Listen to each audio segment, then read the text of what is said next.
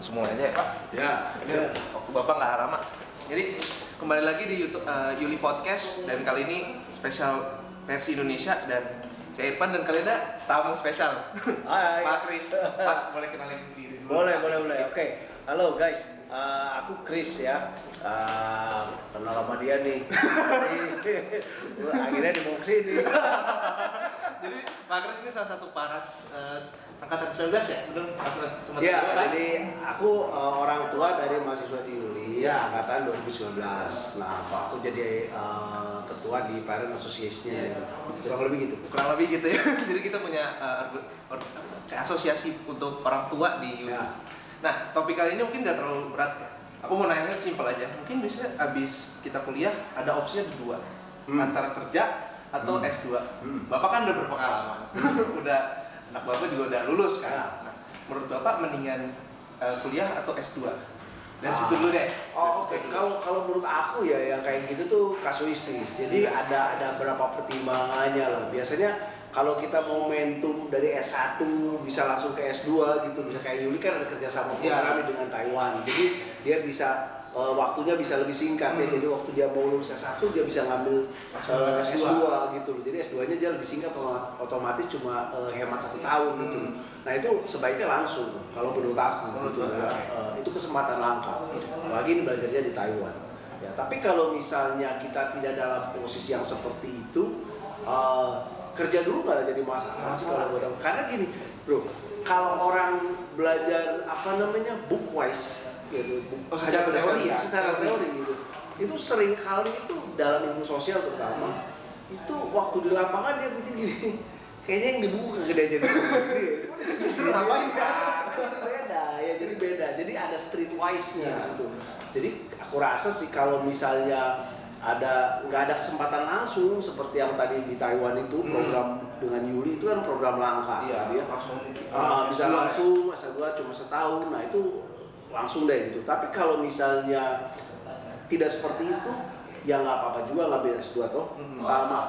Maksudnya kerja dulu. Jadi waktu sambil kerja itu kita juga bisa ngerasain dunia kerja yang the real one, dunia kerja nih bukannya magang, itu gimana, terus cari uang gimana, capeknya ya. Biasanya kalau mahasiswa uang yang minta dari orang tua kayaknya gampang aja dia Belum ngerasain capeknya yang duit. Iya, begitu dia ngerasain gile Susah juga ya.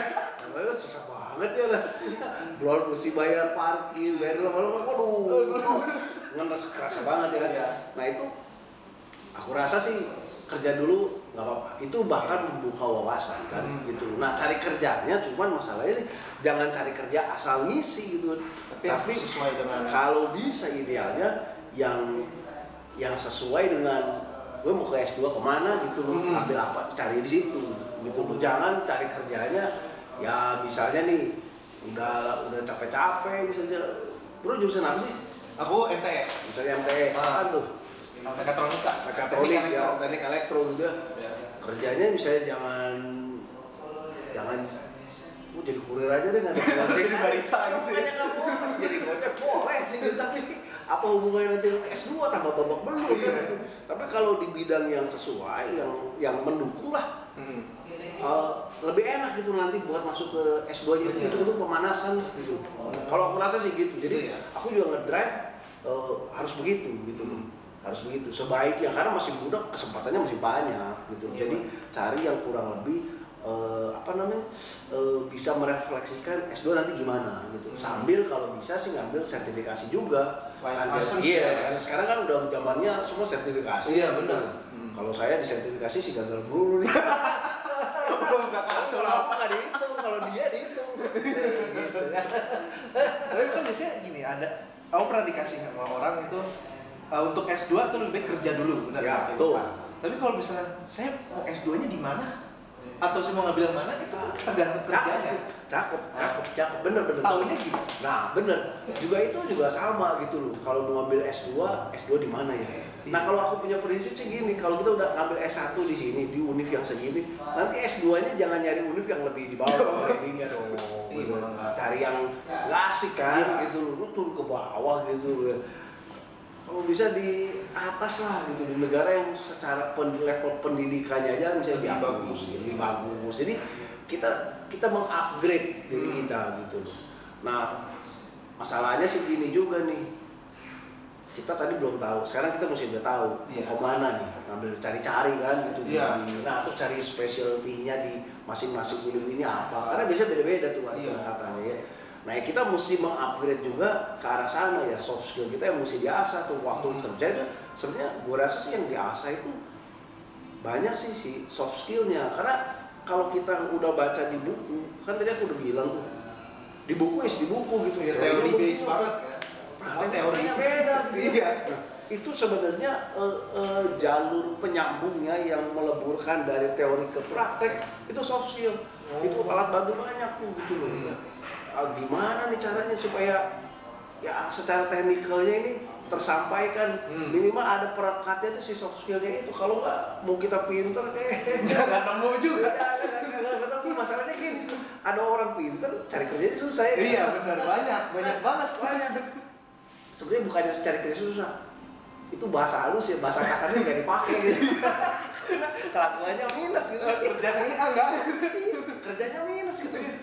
Orangnya jutek kan dan lain sebagainya gitu ya, dikasih tahu susah. Nah, itu bikin jadi ruwet tuh. Nah, tapi kalau kita punya soft skill yang oke, itu apa namanya?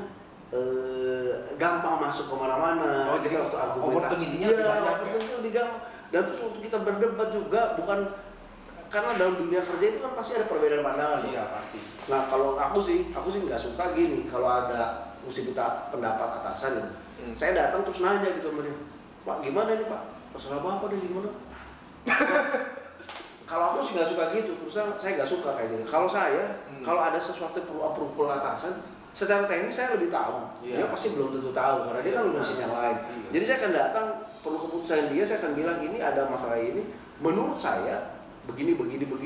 Kalau ambil alternatif yang ini akan begini.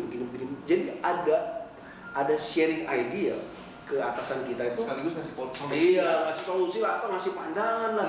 Bukannya dia disuruh mutusin. Nah, banyak anak-anak baru tuh kayak begitu tuh. Karena mungkin takut kalau apa-apa nanti jadi salah. Nah, padahal nanti di S2 kan itu kekuatan menganalisanya itu kan mesti lebih tajam gitu loh. Nah, itu latihannya sih kalau menurut aku. Nah, kita tadi balik lagi mau cari kampus yang mana? Iya kan banyak kampus nih S2. Jurusannya mau ngambil apa? Oh, banyak banget. Ya, mesti tanya-tanya tuh. Dulu aku ngambil S2 sih baru-baru ini gitu tuh. Telat sih. Enggak telat banget. Kalau ada nomor sendiri, gue mau ngambil S2 nih. Kalau aku udah mau pensiun baru ngambil S2. Jadi aduh kacau kan ya. Agak kagok gitu. Jadi harus tahu mau ngambil S2, mau ngambil specialty-nya apa, alternatifnya apa, kayak gitu-gitu loh. Tapi kalau bisa grading dari univnya itu jangan turun, mesti naik. Harus lebih bagus ya. Iya dong, kan mesti improve gitu. Misalnya kita aja dulu saya lulusan sekolah SD, bisa kota kecil gitu. SD terus SMP terus SMA. Ya saya nggak mau dong anak saya sekolah di tempat yang sama gitu. Maunya yang lebih bagus dong, yang lebih canggih supaya bisa menang nanti waktu compete secara dengan orang lain, lebih intelektualnya juga lebih bagus. Itu dia open minded kan. Nah, itu dia. Jadi si soft skill tadi itu dipakai untuk merekatkan teori. Nah, persiapan sekaligus juga buat milih ke mau masuk ke kampus yang mana. Kalau menurut aku sih gitu. Aku ya. Itu kan kalau udah setelah kuliah, kalau misalkan ada yang nonton anak mahasiswa, anak SMA, saya mau milih kuliah tuh gimana? Kuliah di mana atau daripada kuliah milih kerja aja deh sekalian. Kayak mau bilang kan, semua tuh ilmu lapangan, semua itu lapangan, teori lapangan lagi balik-baliknya. Kenapa nggak langsung kerja aja sekalian? Nah itu juga ada sih pertanyaan gitu tuh. Biasanya sih pertanyaan gitu sih kalau misalnya muncul kerja dulu, gue kerja langsung kerja atau kuliah ya. Iya. Itu biasa aja sih ya, ini bukan menyamaratakan sih ya. Biasanya kebentuk biaya ya. Iya. Di luar faktor itu ya, di luar faktor itu. Tapi ada juga sih gini gitu, bingung belum mutusin mau kemana. Iya. Ya kan nggak tahu nih gue suka yang mau kesini atau kesini ya gitu. Karena kadang kan gini loh, kita tuh tersesat dengan informasi yang kita punya. Iya, banyak jurusan ini nih. Kelihatannya dalam persepsinya dia nih jurusan itu akan begini gitu loh. Yang ini tuh nggak begini gitu, itu bisa. Atau juga memang ada kondisi tertentu, misalnya kayak didesak gitu sama orang, oh jangan ke sana, kamu harus ke sini jelek ini gini ada gitu kan, sini misalnya gitu. Atau yang lebih parah lagi ngikutin pacar. Lu ngikutin pacar ya? Enggak. Itu begitu tuh kan, akhirnya mau kuliah atau enggaknya terganggu. Nah, Iya. Kalau aku ya, kalau misalnya secara ekonomi ada, terus udah tahu mau kemana itu dalam arti mau ke kampusnya deh, Iya. kampus yang mana, mau ngambil jurusan apa ya, udah waktunya go ahead. Jadi Langsung jangan ya? ditunda gitu loh. Tapi kalau misalnya faktor itu atau kurang lengkap, atau misalnya bener-bener nih gue belum tahu nih mau milih ke jurusan apa gitu, ya gue masuk ke universitas itu jurusannya apa gue belum tahu nih gitu. Nah mungkin masih bimbang, ya oke lah masih bisa dipertimbangkan dulu ya, ya cari ya. riset lagi kampus-kampus. Atau juga gini kalau yang atlet gitu, ya atlet atau dia punya project baru gitu. Kalau atlet misalnya ini sih berandai-andai nih, misalnya atlet akan ada PON dan akan ada SEA Games, waktunya berdekatan gitu, beda setahun. Dia bisa ikut PON sekarang, berarti tahun depan ikutan SEA Games, kan harus persiapan tuh. Jadi mungkin dia bisa dengan prestasi yang ada, mungkin orang tua juga bisa memaklumi, wah mesti masuk training center lah. Ini kalau masuk, Ini kok masuk jadi terbaik saja. Apalagi kalau yang olahraga individual gitu ya, misalnya berenang, skornya bagus terus tuh. Itu masuk SEA Games nanti bisa jadi modal masuk universitas di luar negeri yang lebih keren lagi gitu. Ya itu masih bisa dimaklumi tuh. Nah, atau punya project gitu, misalnya memang dari awal kalau mau ngomong awal lu nih anak cowok ngoprek motor gitu, pengen jadi jago spesialis modif motor atau ngecat motor atau pretelin lah, kayak gitu. Itu kan perlu keahlian tangan, perlu latihan. Dapat kesempatan kerja sekaligus magang di bengkel yang top atau di jago motor banget deh. Nah kan nggak mungkin kuliah. Jadi bisa ngobrol sama orang tua, bisa meyakinkan itu, dan itu dipakai buat bekal nanti lurusin kuliahnya. Jadi kuliahnya memang jurusannya udah tahu deh, misalnya gue mau ngambil ke apa sih mesin motor spesialis atau airbrush spesialis. Ya sebelum masuk di kampus latihan dulu di sini. Lapangan ya. Itu sebenarnya bahan persiapan buat masuk ke situ. Jadi begitu udah masuk nanti dia lebih udah kategorinya mungkin di antara para newbie lebih lihai. Ya, lebih lihai. Kalau gitu. Nah, aku sendiri nih sekarang nih lagi ngincer gitu, pengen ke S3 deh. Iya. Pengen ke S3 gitu. Cuman saya tunda dulu gitu loh. Kenapa ditunda? Nah, yang gitu tadi itu. Yang saya takutkan bukan masalah akademiknya, tapi biayanya men. Ujung-ujungnya jadi begitu lihat biayanya gini, aduh. Akademiknya saya nggak takut ini kan gitu. Nah, kalau misalnya S3 itu kan mungkin dia paling cepat 2,5 sampai 5 atau 7 tahun gitu loh. Nah itu biasa terbentuk di disertasi itu kan, susah, terus mesti bikin karya tulis susah, ya kan? Mesti masuk jurnalnya mesti masuk di minimal Sinta 2 dan +1 di jurnal internasional gitu. Nah daripada saya terburu-buru misalnya masuk Juni ini saya masuk nih, daftar udah pasti masuk nih. Itu nanti akan tertunda tuh waktu bikin karya tulisnya gitu. Kenapa? Karena saya tahu saya orang yang nggak kuat nulis sebenarnya, kagak jago nulis lah gitu. Jago ngomong kayak begini. Kayak gini sekarang kayak begini. Kalau bisa dijadiin buat kalau ijazah modal sih modal dapat kumlot. Nontonin apa? Ngomong udah masa. Masalahnya kagak begini nih. Masalahnya kan mesti nulis. Nulis kan beda ya gitu. Ada citasi ya dan sebagainya.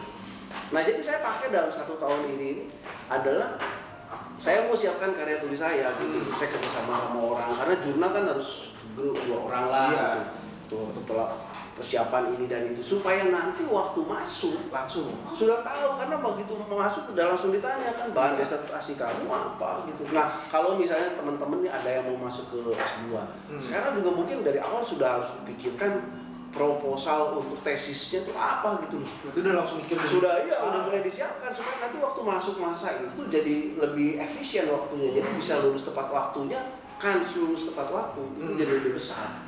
Nah kalau nunggu nanti S1 kan masih nanti dong, tahu kan gitu. Tahu deh. Saya pengaruh pacar Kenapa ke sini? Karena dia ikut di sini, ikut aja. Kalau dulu skripsi itu yang paling banyak pakai kata pengaruh udah pengaruh posisi menentukan prestasi, maksudnya pengaruh tempat duduk gitu. Kalau deket dosen susah naik, Mas. Susah nyontek. Aduh, cuma dosen. Ya. Karena dulu aku pernah gagal, tapi bukan di ujian S1 sih dulu aku hampir gagal gitu. Cerita dikit ya. Iya, Pak. Dulu itu benar itu posisi menentukan prestasi itu betul. Dulu saya ikut olahraga gitu ya. Olahraga ini dari Jepang. Jadi ada sistem kenaikan tingkat, ada gradingnya gitu ya. Nah, pengujinya itu orang Jepang langsung. Nah, saya di posisi itu sebenarnya hole-nya gede. Nah, saya ini pas berdirinya cuma 3 meter, duduknya atau berdirinya cuma 3 meter dari penguji. Jadi dia setiap kali melemparkan pertanyaan, dia langsung lihat saya kan gitu. Nah, saya kan nggak bisa oper kayak lain dong, nggak bisa. Ini dong, gue di sini. Nah, akhirnya jadi pengujinya ngeliatin saya. Terus dia bilang begini, dia panggil guru saya, dia tanya, itu yang tadi di depan, gurunya siapa? Dia tanya saya, terus saya nggak lulus. Ya itu karena posisi depan gitu. Jadi yang jelek-jelek yang di belakang ketutup oleh saya. Jadi yang lain lulus, aku sempet dipertanyakan lah gitu. Jadi perlu belas kasihan. Tolong Pak, tolong sih. Kurang lebih gitu. Nah itu sama lah. Jadi kayak yang tadi aku bilang. Jadi kalau kita mau kemana, mau kerja, mau apa, udah persiapan dari awal. Jadi kalau misalnya belum masuk ke sana, belum tahu. Persiapkan bidang yang kita mau ambil itu apa gitu, cari sertifikasi atau ya itulah. Pokoknya meningkatkan personality lah. Berarti langsung dari soft skill langsung. Iya dong. Kata aku sih jangan cari yang nggak nyambung gitu loh. Itu sih, aduh. Jangan sampai. Kalaupun belum tahu ya setahun itu you mesti atau 6 bulan waktu kelulusan itu lulusan S2 ambil apa ya, kamu mesti cepetan cari tahu mau kemananya. Kalau kata aku ya. Iya. Baik. Kalau ini permasalahan yang sering dihadapin oleh mahasiswa, mereka nyesel di akhir karena merasa salah jurusan. Itu gimana? Nah gini, itu penyesalan itu terbagi beberapa macam. Iya. Kan biasanya udah ke semester 6, semester 7 kayak aku sekarang nih. Maksudnya, nyesel nih ambil teknik, nyesel nih ngambilin. Nah, bener. Nyesel itu kita ada secara filosofi itu ada beberapa macam gitu ya. Kalau kita nyesel, ibaratnya karena salah, kesalahan yang membawa penyesalan kan gitu. Kalau kita misalnya salah masak, kita menyesalnya cuma 1 hari itu kan. Masakannya gak enak. Kalau salah gunting rambut, misalnya sebulan udah tumbuh lagi stoknya kan, tinggal gunting lagi. Iya kan? Iya kan? Nah, kalau salah milih jurusan kuliah, itu biasanya nyesalnya setahun paling pendek. Oh, setahun doang? Iya kan dia udah masuk kan, begitu jurusan kayak begini ternyata ya. Kayak begini men. Nggak gampang kan? Ternyata susah gitu, mati-matian. Nah dia mesti nunggu 1 tahun lagi kan buat pindah jurusan, apalagi jurusan gitu ya. Nah, jadi harus dewasa deh. Apakah penyesalan itu membuat kita harus banding setir pindah ke lain atau kita terusin? Tapi kalau udah mendekati finish, ya udahlah terima nasib dulu. Jalanin aja lah ya. Iya, lulus dulu, baru nanti switch. Oke. Masa mau ngulang lagi dari awal udah semester Ya mungkin 6, 7, nanti sedikit lagi lah. Terusin dulu, habis nanti mau ngulang lagi ngambil S1. Nah, itu penyesalan setahun, tapi masih nggak apa-apa. Yang penting jangan sampai salah milih pasangan. Waduh.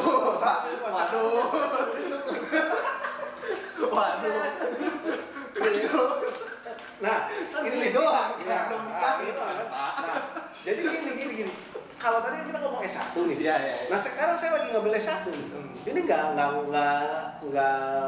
hoax. Saya ada gitu. Jadi waktu ketemu S1 ternyata ada mahasiswa lain, dia udah S2 bahkan calon S3, tapi dia ngambil S1 di jurusan ini gitu. Ya, disiplin yang baru ini dia ngambil gitu. Saya tanya, ngambil, kirain dia bilang gini lagi sama saya. Aduh, saya itu kan udah paling tua ya di sini. Jadi agak susah nangkapnya. Saya lihat dia gitu. Aku tanya balik lagi. "Oh, Le, umur berapa?" Dia sebutin kepala 4 sekian. Saya bilang, "Aku kepala 5, Bos."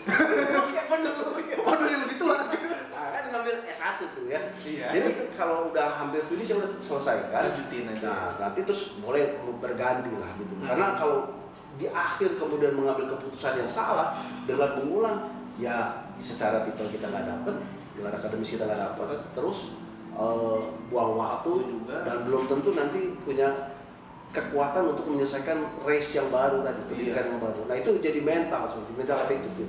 Kalau orang terbiasa nyerah, kemudian udahlah banting setir, saya berarti nggak kelar ya. nanti nggak kelar. Bahkan takutnya terbawa menjadi suatu kebiasaan baru kan. Ada apa-apa udah mepet ya udahlah, ganti aja deh gitu. Nggak, ya udah pokoknya nggak banting setir. Iya, nah itu jadi kebiasaan buruk. Iya, kebiasaan buruk. Nanti terbawa di dunia kerja. Alam bawah sadar kita akan terbiasa untuk kita nyerah. Tapi kalau udah tahu kita salah, ya udahlah sedikit lagi saya selesaikan dulu atau tanggung jawab. Orang tua beres. Setelah itu baru kita cari mungkin yang sesuai kita. Karena dalam realitinya banyak kok insinyur yang kerja di bank. Itu kita nggak bisa pungkirin ya. Iya benar. Padahal insinyur dan perbankan itu dua bidang yang berbeda. Jauh. Ya dia dari desain jadi ngitung duit. Iya, urusan kimia kerja di bank. Ya gimana tuh? Ya, tapi ya begini. Nah ada kawan saya. Ini saya nggak sebut namanya. Iya. Dia itu S1-nya sipil. Oh, teknik sipil. S2-nya dia ngambil finance. Oke. Tapi dia punya hobi bela diri. Hobi kedua dia masak. Jadi kerjaan sekarang. Jadi waktu saya udah tahu itu cerita itu saya tanya, aduh brother, itu jangan salah jurusan. Dan universitasnya elit-elit yang diambil di Indonesia itu, bukan universitas kacang-kacang, abal-abal, elit. Kampus bagus gitu. Kampus bagus gitu, yang negeri yang top-top gitu diambil itu. Jadi waktu dia terus dia sempat ngajar jadi dosen dan di salah satu perguruan tinggi swasta. Dan waktu dia saya nggak mau ngajar lagi deh, gue mendingan jadi senang masak. Jadi senangnya masak, memang masakannya enak, jadi senang masak. Tahu yang diajarin apa di kampusnya? Di film lagi sama mahasiswa. Harusnya dia ngajar keuangan, dia malah ngajarin bela diri di kelas. Karena memang hobi. Nah, jadi ada memang dunia itu ada begituannya tuh, ada sesuai nggak sesuainya ya. Ada yang sesuai dengan keinginan kita. Kadang dunia is not a perfect world. Jadi ada realitanya ya kita keadaannya seperti ini. Jadi gimana? Harus dijalani. Cuma nanti pada saat kita mampu dan kuat untuk mewujudkan apa yang kita mau, ya kita bisa sukses.